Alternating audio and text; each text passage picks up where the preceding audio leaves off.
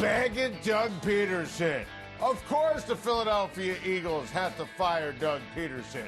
We've been calling for it for weeks on Time to Shine, stressing it that it needed to happen after the season ended. We were all over it last week, disappointed when it didn't happen because Philly couldn't run it back with Doug Pederson and Howie Roseman and Carson Wentz. Doug had to go. And sure, you see it with the red arrow right there. Super Bowl champ and the first championship in franchise history.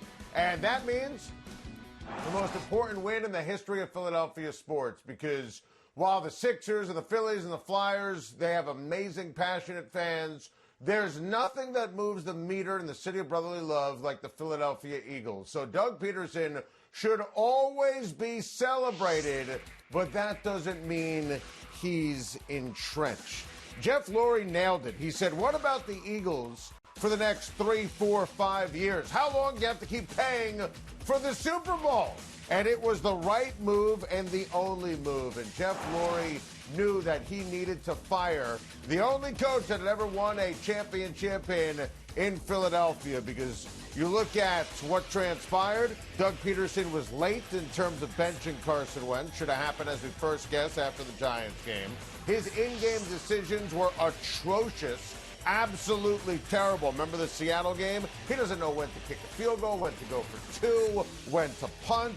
And week 17, my goodness, it was gross. As we ranted on, he played to lose the game. I felt terrible for Jalen Hurts that he got pulled for Nate Sudfeld as a broken Carson Wentz had to sit back and watch. And look, this situation is a mess. And whoever walks in there and coaches the Philadelphia Eagles, they're going to have a mess on their hands. Carson Wentz, I believe, can be fixed, but make no mistake, he's broken. He was the worst quarterback in the NFL this year. I'm a Jalen Hurts fan, but listen, is he going to be a starter? Is he going to be a star in the NFL?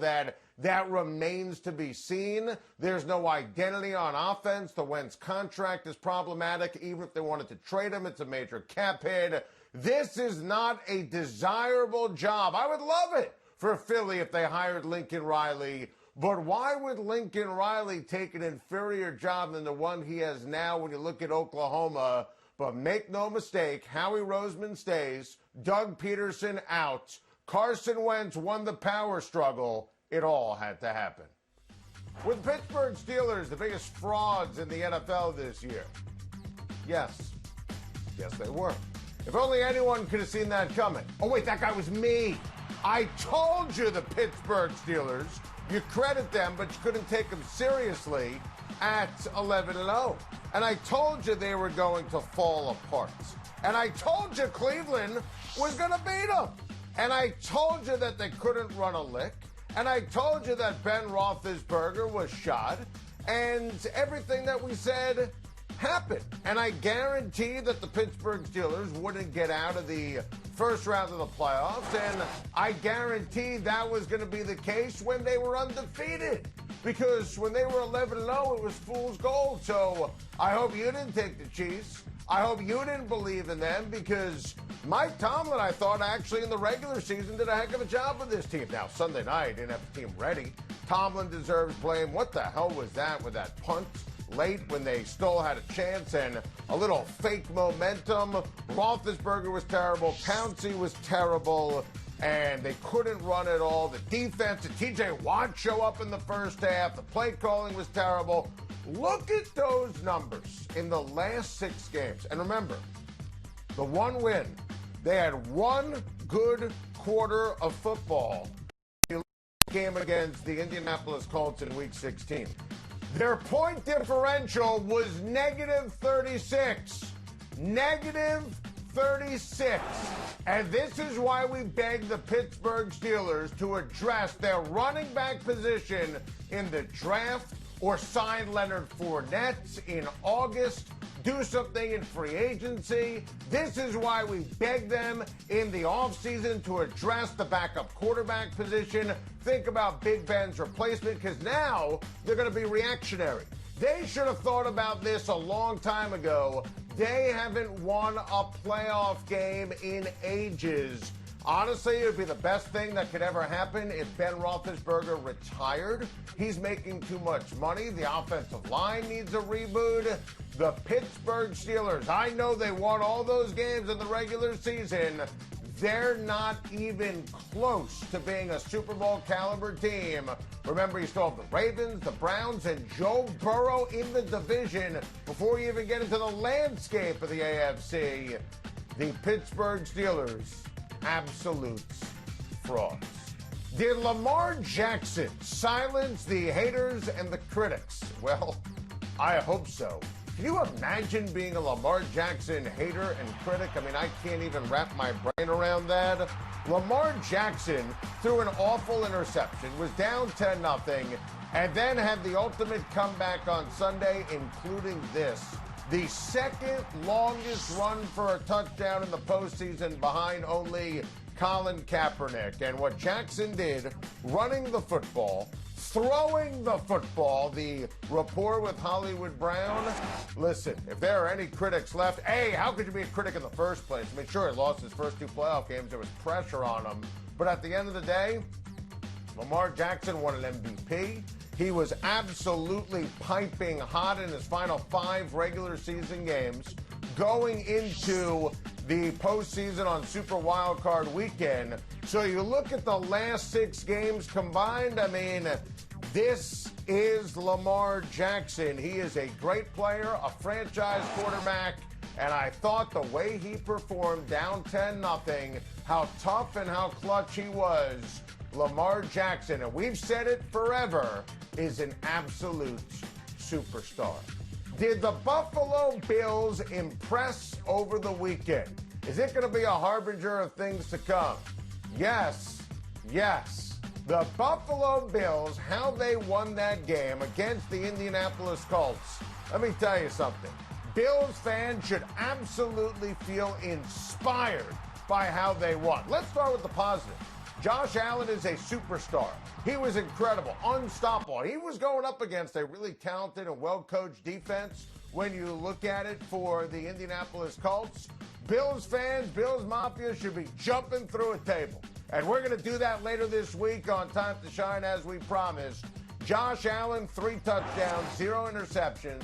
The rapport with Stephon Diggs, I mean, this guy is amazing. And what's amazing about Buffalo, they dealt with an awful call at the end of the game. If they lost, or if it was tied and lost in overtime, we'd be talking about the erroneous call and the Zach Pascal fumble forever. Listen, the Buffalo Bills were outgained. The Buffalo Bills struggled on defense, struggled in terms of time of possession, struggled on 3rd down, and Josh Allen was amazing. And they won the game. That's a game historically Bills fans know they find a way to lose. The fact that they won a game like that, it's inspiring. For the fans, for the team. And listen, you don't have to wait for later in the week. And I'm so excited about that game on Saturday night. You know, I believe the Buffalo Bills are going to keep the good times rolling, and they're going to beat the Baltimore Ravens in an epic ball game coming up on Saturday night in lovely Western New York. That's the kind of game the Bills always find a way to lose.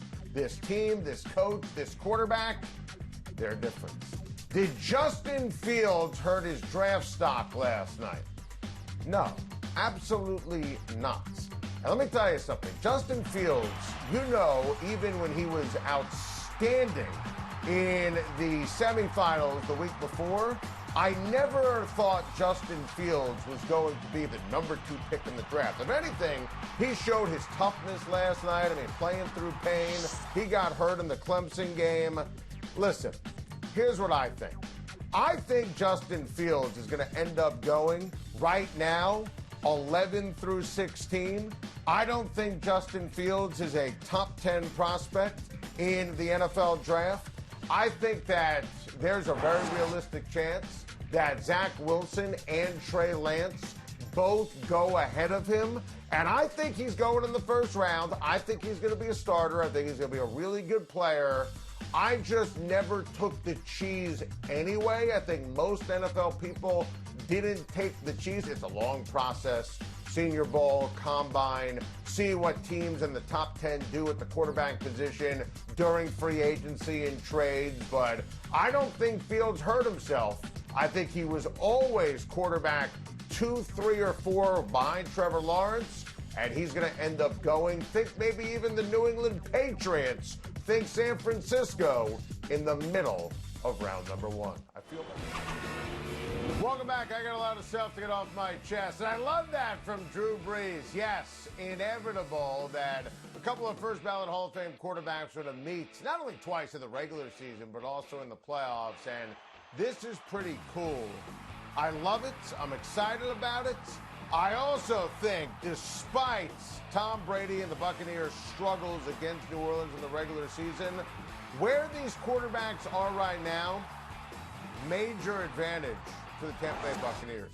I thought Tom Brady played really well on Wild Card Weekend, and the fact that Devin White is coming back off the COVID list, I voted him first-team All-Pro at the linebacker position.